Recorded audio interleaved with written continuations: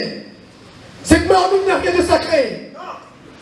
Elle n'est qu'un vulgaire instrument inventé par un individu aux ambitions incommensurables. Et t'inquiétera ici lors de vos délibérations, ni toi ni tes conseillers n'agirez librement. Jamais. Vous vous exprimerez librement, car votre conscience en sera comme liée. C'est ça, hein. Alors, Majesté, pour une dernière fois, ordonne que cette marmite soit brisée. Et rapidement.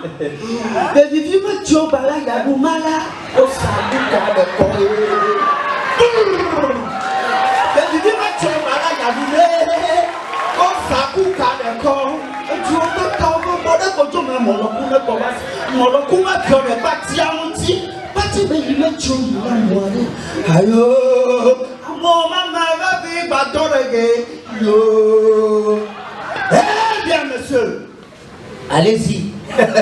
Brisez cette marmite. Si vraiment vous êtes convaincu qu'elle ne renferme rien, allez, attendez-vous.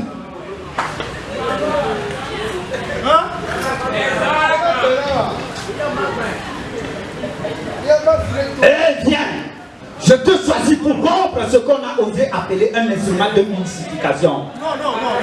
J'ai encore les enfants et le... Alors qui?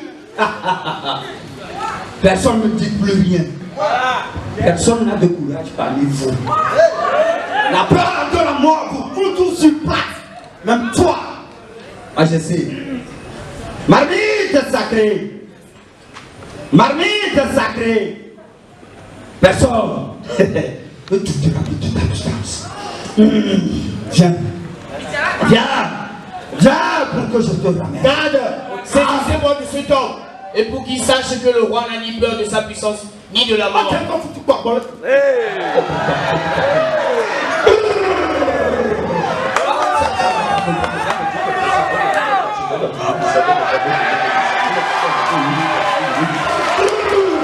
Marmite sacrée.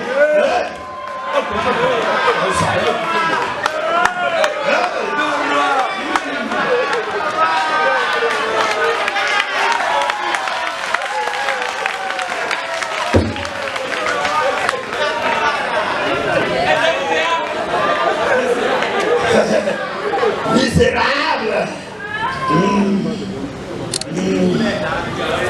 Les esprits de la marmite vous confondront tous.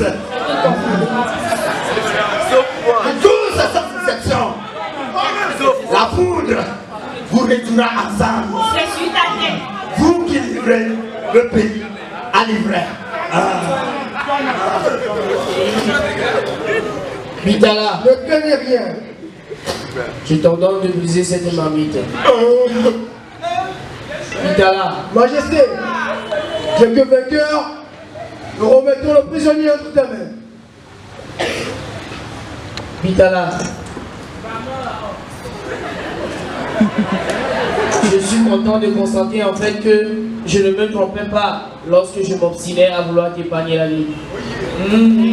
Je savais, j'avais du moins c'est le pressentiment que cette voie était la bonne, malgré tout ce qu'elle comportait d'inadmissible, d'étrange et d'insolite.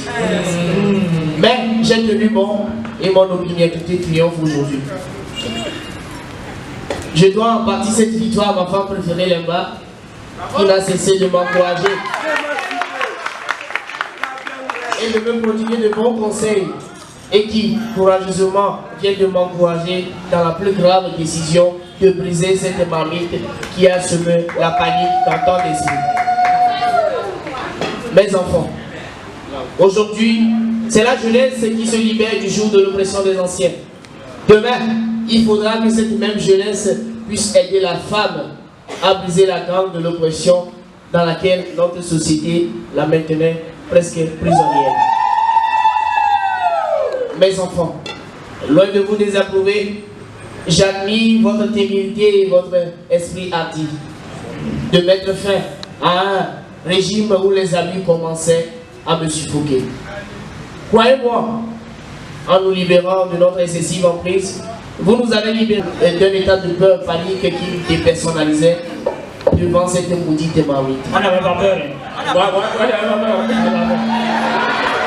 Messieurs, Ce sont les mânes qui vous ont envoyé, mes enfants. Ce sont sûrement ces mânes qui exigent par vous que le conseil des sages soit dissous. Eh bien, il l'est à partir de ce soir. Un nouveau conseil sera mis sur pied à la prochaine nouvelle lune. Et je propose que 2 ou 3 jeunes de votre choix en fassent partie.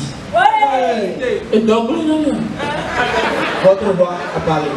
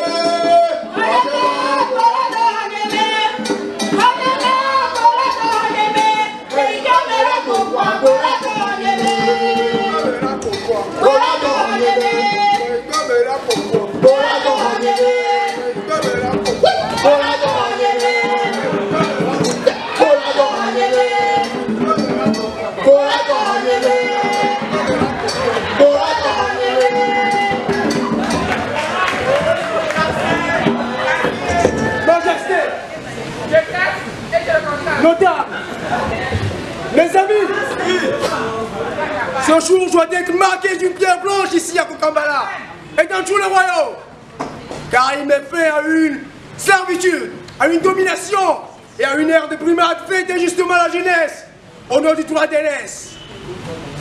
Mes amis, nous voilà donc affranchis de l'oppression sous toutes ses formes. C'est ça. Je voudrais dire que l'autorité paternelle, celle de nos tuteurs, parce que naturelle et raisonnable, demeure immuable. Car rappelez-vous de ces paroles de nos ancêtres. Quelle que soit leur grandeur, les oreilles ne dépasseront jamais la tête.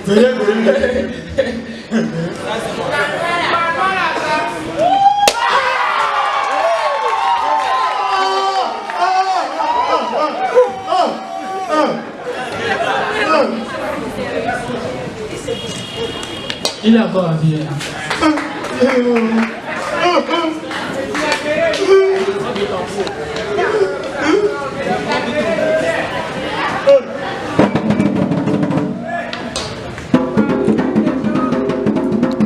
Le roi a parlé. La reine l'a suivi.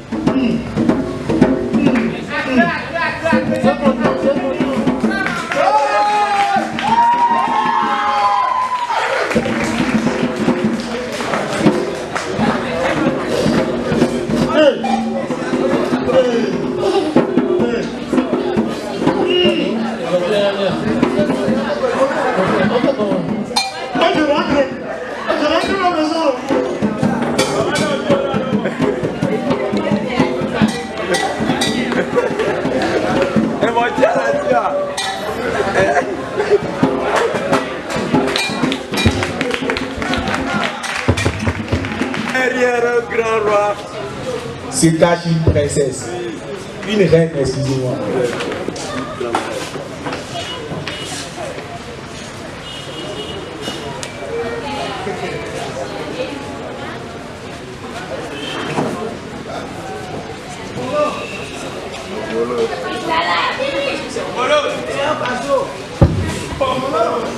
Mesdames et messieurs, je pense qu'il fait déjà nuit.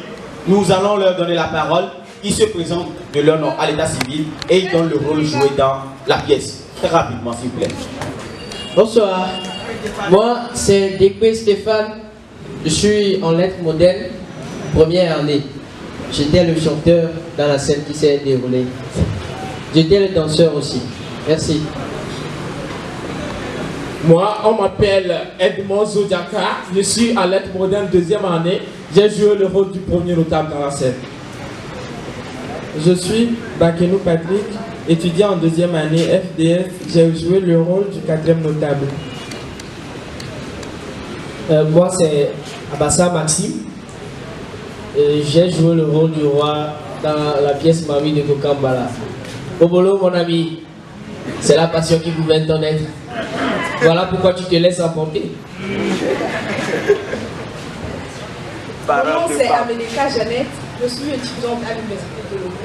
J'ai joué le rôle de la reine la préférée du roi Benjamin. Esther Guétra, étudiante à lettres modernes semestre 2. J'ai joué le rôle de servante de ma reine. Patricia, je suis en deuxième année de droit à l'université de Lomé. J'ai joué le rôle de la servante personnelle du roi.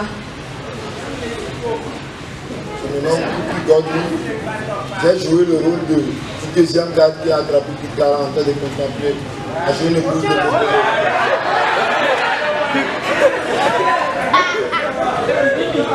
Ati o pe gome amela, ati jo to pe gome amela, ati jo to pe gome, ati ma kwen, ati o pe gome, ati jo to pe gome amela, ati ga to pe gome amela, ati ma kwen, yes. Bon, moi on m'appelle simplement Apédanou Kodjo, appelle Eke. À la maison, on m'appelle Inyafo. Merci beaucoup. Mais au fait, bon, à l'église c'est Charles.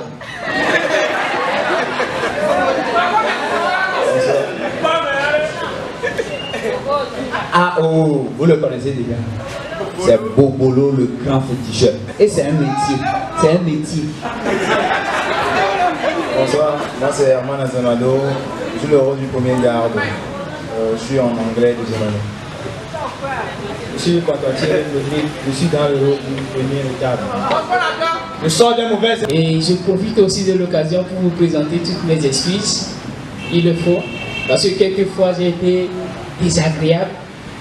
Si le roi ne fait pas très bien cette partie, il faut le corriger, le recorriger.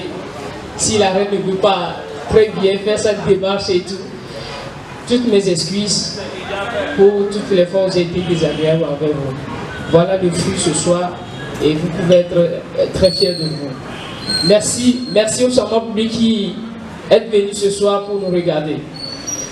Bonne...